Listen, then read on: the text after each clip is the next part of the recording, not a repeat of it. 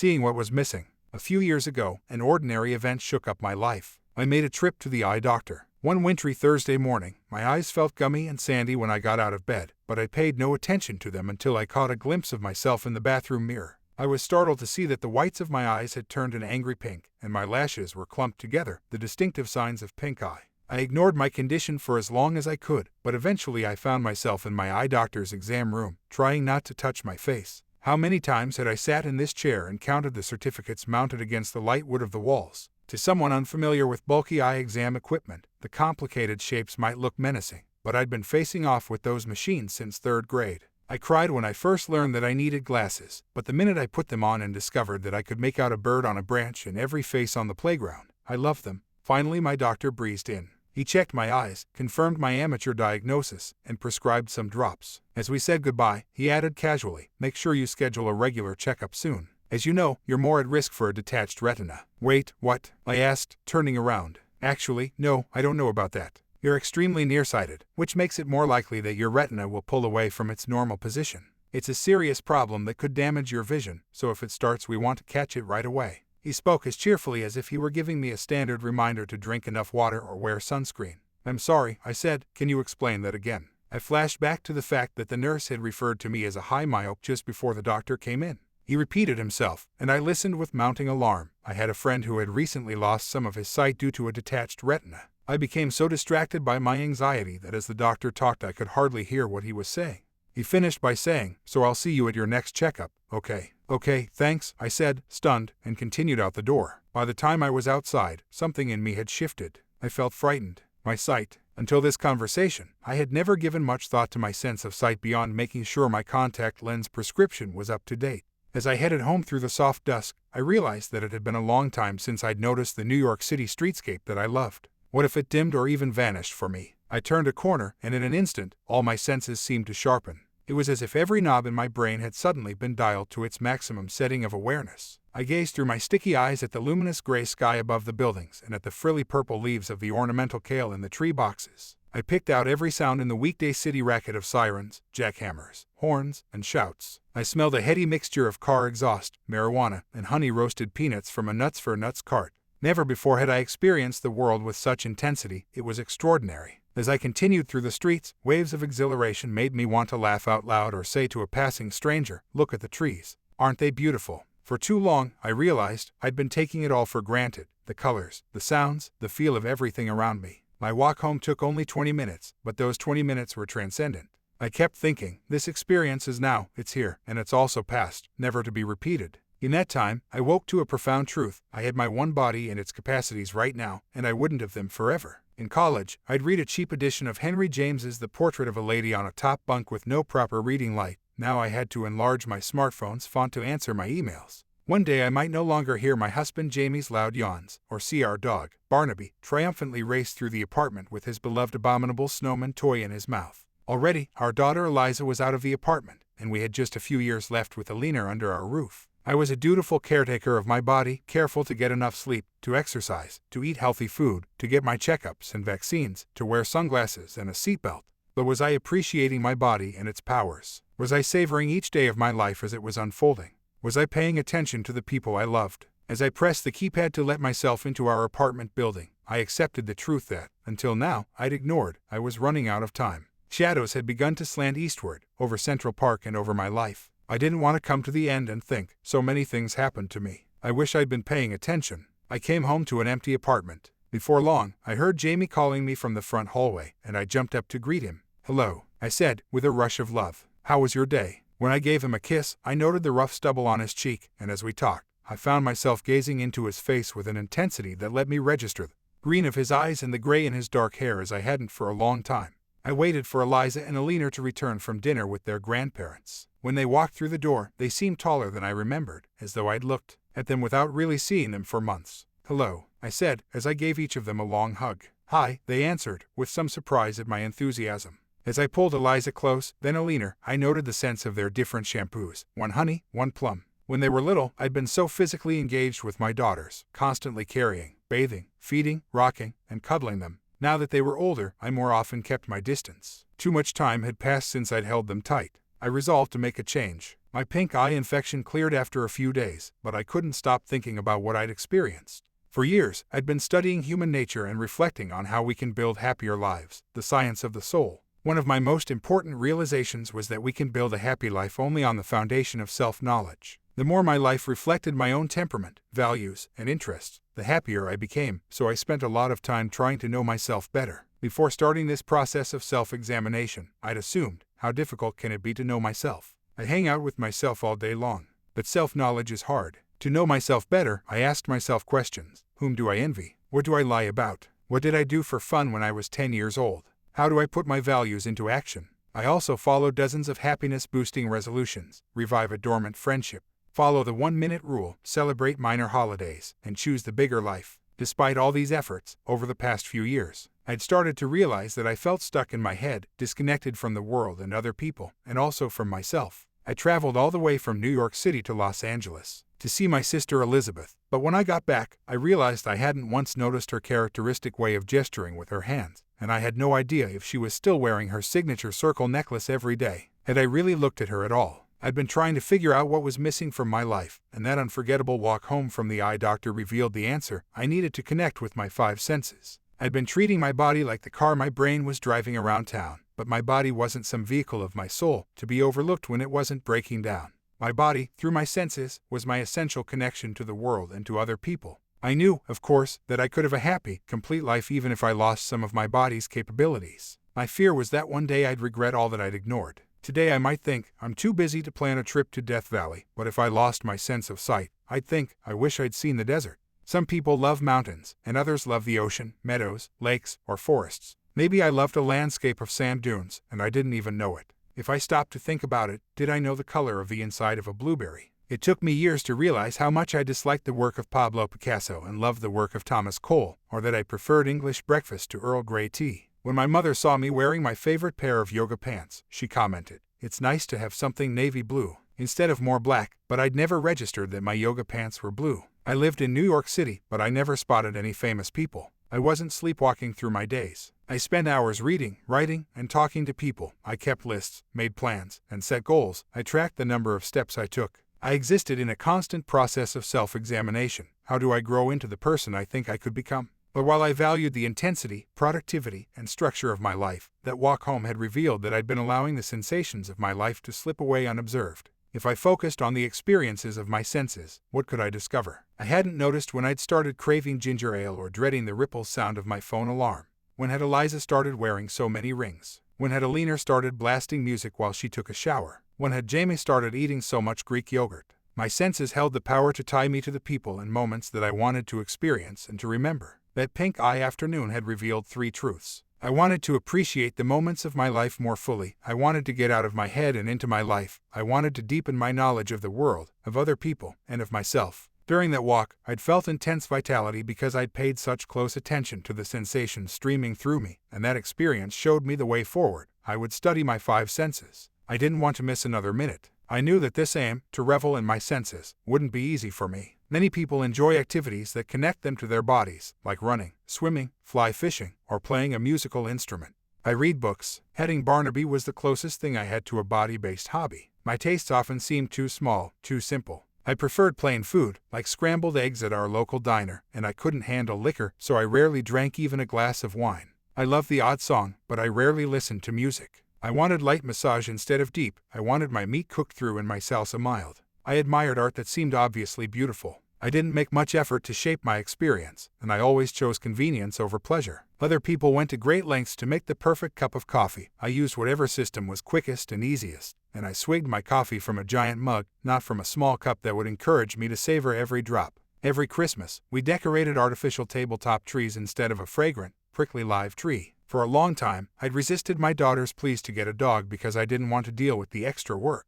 Over the years, I've had several transformative insights into happiness and human nature. Now I realize that, over time, I'd grown serious and impatient, too eager to hurry back to my desk or my to-do list. Although I love to work, my focus on efficiency and productivity had left me with a heaviness of spirit, a feeling of staleness or stagnation. I wanted to stir myself up with the quick hits of exuberance that my senses could provide.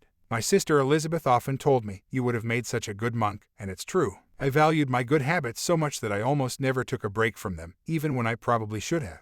Some people lead messy lives. I wasn't messy, my faults fell in the opposite direction. I was rigid. I could become so preoccupied with my plans and lists that I forgot to pay attention to what was actually happening around me. I'd walk on a beach but hardly see the ocean because I was rewriting a paragraph in my head. I couldn't listen to an audiobook because my own thoughts drowned out the sound of the reader's voice. Recently, I'd taken Eliza, Alina, and Barnaby to a neighborhood photography shop to have their picture taken for our family's annual Valentine's Day card. I hustled the process along, trying to finish it as fast as possible so I could hurry back to my desk.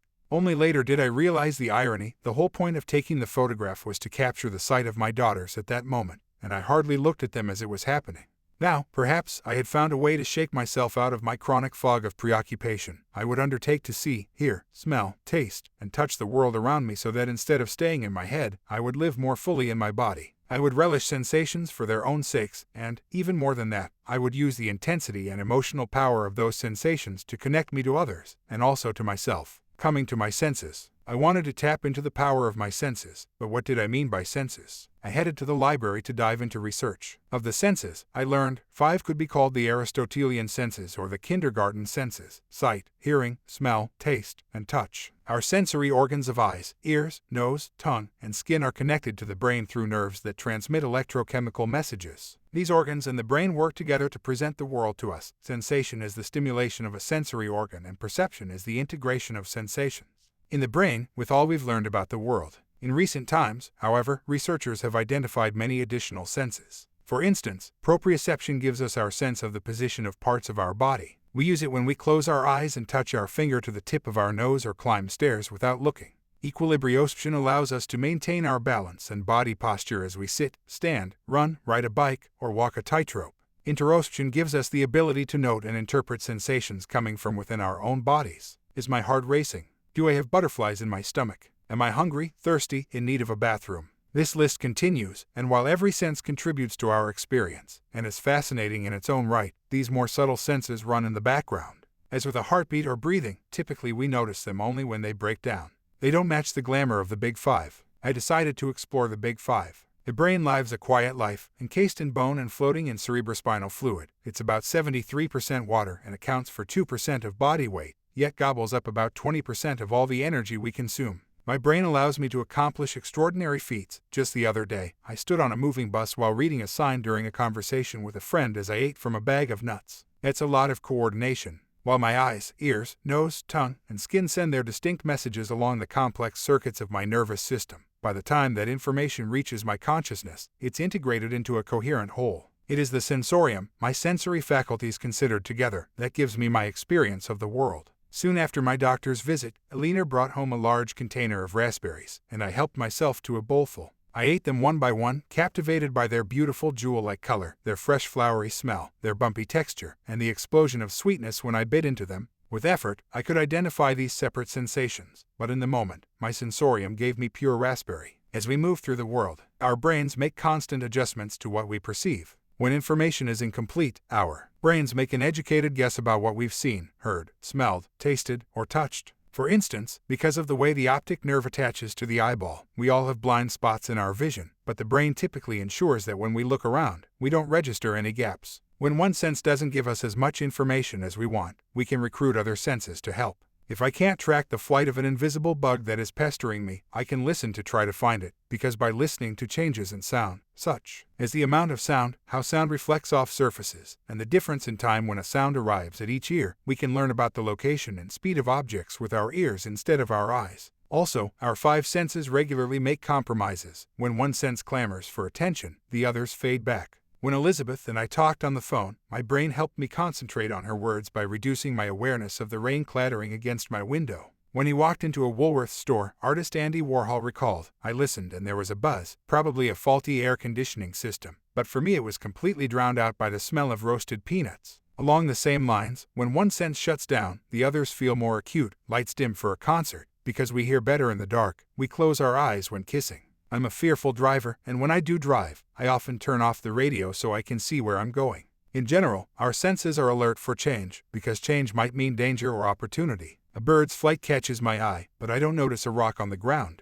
As soon as a sensation becomes familiar, we ignore it, so after a few moments, my skin will no longer register my cotton t-shirt, and the smell of sunscreen will fade. In particular, each of the 5 senses is attuned to information about people. Because they're so crucial to our survival, we have an insatiable curiosity about how other people think and behave. What are they looking at? What are they saying? By watching, listening, smelling, and touching other people, we can make shrewd guesses about their identities, desires, knowledge, beliefs, and motivations. Information about other people is so compelling that it can be difficult to concentrate in the presence of others, something bemoaned by many workers who sit in open-plan offices. The 5 senses send in streams of reports, yet the human world is only partly concrete. Unlike animals, we experience a universe transformed by imagination, and we exist within a cloud of thoughts, such as what if? And they're talking about me and this is holy. A dog doesn't gaze at a waterfall. When we look, we see more than our eyes show us. And, of course, we each live in our own body, the one assigned to us by fate and shaped by our history. My senses would show me a different world if I were 10 years old, pregnant, a smoker, a bird watcher, or in a bad mood, or if I spoke a tonal language, had a genetic variation related to the olfactory receptor gene OR6A2, or had suffered through a bad night with tequila in college. As writer Zora Neale Hurston observed, every man's spice box seasons his own food. Yet most of us assume our world is the same as everyone else's world. Remarkably, I learned, many people who have trouble differentiating red from green or who lack a sense of smell don't realize it until young adulthood. In his memoir Songs Without Words, Gerald Shee recounts that he was 34 years old before he discovered that he'd lost much of his hearing from scarlet fever at age 6. Some people with synesthesia, in which the stimulation of one sense creates an experience in a second sense so that letters or numbers have colors, music has color or movement, or words create tastes, don't know that others lack those types of impressions. For people who have sensory processing differences, some sensations may feel overwhelming, while others barely register. Certain experiences, such as getting a haircut, walking through a crowded mall, smelling the laundry detergent aisle in the grocery store, or feeling a sudden breeze may be difficult. These challenges require thoughtful attention and care, and different tools and strategies can help people manage their individual sensory environments. Acknowledging that people experience sensations in different ways can help us all be more understanding, not to dismiss people's objections to sights, sounds, smells, tastes, or touches, but instead to respect them so that we can create sensory environments in which everyone can feel comfortable. While studying such differences was beyond the scope of my project, to explore my own 5 senses, recognizing them underscored an important truth: we each live in the brew of our own sensations. It was strange to realize that I make the world. In darkness and silence, my brain receives countless messages as my 5 senses probe my surroundings. In that outer world, there's no color, no music, no scent, until those messages return to my brain, and then the world bursts into life inside my body. My own eyes were needed in order that the copper red of the beech could be set against the blue of the cedar. Writer and philosopher Simone de Beauvoir noted, "When I went away, the landscape fell to pieces, and no longer existed for anyone, it no longer existed at all. When I die, certain impressions will wink out of existence forever, the prickle of dried grass underfoot in Missouri's summer heat, the bready scent of the bakery where my daughters and I stopped for after-school cupcakes, the way watery sunlight slants through my kitchen on winter afternoons. Looking outside my window, when I noticed that snow had begun to fall, I told myself, I don't need to look, I can look next time. No, now, I promised myself I would stop to experience it all. But how? To lift the veils of my self-absorption, to recreate the beautiful intensity I'd felt on that walk home from the doctor's office, I needed a plan. Because I tend to turn personal challenges into professional projects, I'd done many self-experiments before. I'm a kind of street scientist who uses the world as my laboratory and myself as a guinea pig. I tackle questions such as why do we do what we do, and how can we become happier? And I always start by asking these questions of myself. I began to plan my investigations to go deeper into the senses. I couldn't magically outgrow myself. If I wanted to change, I must make a change. Over time, I've learned, I gain more from taking specific actions than from making lofty but vague resolutions. I wouldn't be able to prod myself to be present in the moment, but I could take a deep sniff of saffron and, with its earthy sweet scent, appreciate that moment. So how should I proceed? Because I love habits, predictability, and familiarity, I would take a methodical approach to my experiment. I'd follow the traditional order: see, hear, smell, taste, touch, because that order felt natural to me. In humans, the visual system is the most highly developed, and next, the auditory system. Although crucial to our experience and sense of well-being, the other 3 senses don't dominate our awareness as much, and they occupy less real estate in the brain. It's right that smell should come before taste, because flavors arise largely from smell. The order also reflects the senses' range. Sight and hearing tell us what's happening far away. Smell, at a shorter distance. Taste and touch require direct contact. Touch, last on the list, is the only sense that's spread over the entire body. For each sense, I begin by studying its workings. I've been absorbing sensory reports since even before I was born, but I didn't know much about how the senses work. The more we know, the more we notice. To engage more fully with each sense, I'd devise a mix of playful, practical exercises, take a class, plan an adventure, or try a simple experiment. I'd find ways to immerse myself in a particular sense, deprive myself of it, indulge it, hoodwink it, or cure some irritation it caused me. I wanted to use the 5 senses to deepen my relationships, so I would invite my family and friends to try different exercises with me. Through my senses, I hoped to find new ways to build connections with the people I loved. Also, and this was particularly ambitious, I'd choose one place and visit it every day for a year. This exercise appealed to me because I've always been powerfully attracted to routine and repetition, and I take great pleasure in the expected. With a daily visit, I could explore what I saw, heard, smelled, tasted, and touched over time. Some people report feeling a new shot of life after finding themselves in a dangerous situation or going through a demanding experience. But I didn't want to risk my life or even overhaul my life. I wanted to transform my ordinary day. By paying more attention to the sensations I encountered, I could elevate the familiar experiences that were already part of my daily routines. My study of the 5 senses wouldn't be exhaustive. I'd be studying my 5 senses, and I'd explore whatever compelled me most.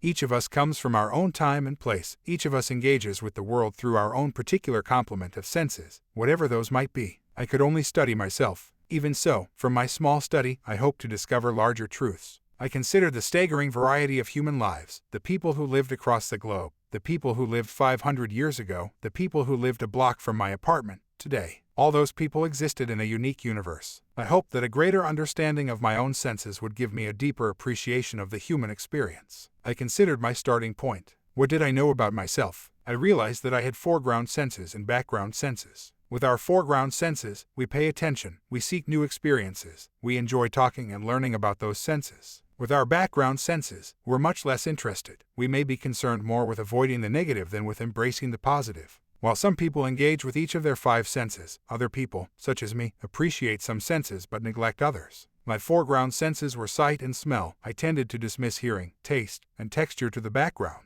I liked looking into store windows, but I had little interest in listening to new music or trying a new food. Jamie constantly listens to new music, but he almost never comments about a smell. A friend loves to cook and try new foods, but never bothers to visit a park, store, or museum. Through this experiment, I would try to cultivate my neglected senses. I also hoped I would discover the superpowers, for me, of each sense. Did it have a special power to evoke memories, to bring delight, to connect me with others? These days, our 5 senses are blunted by sunglasses, deodorant, and shoes that cushion the sensation of gravel, and they're also glutted with high fructose corn syrup and elevator music.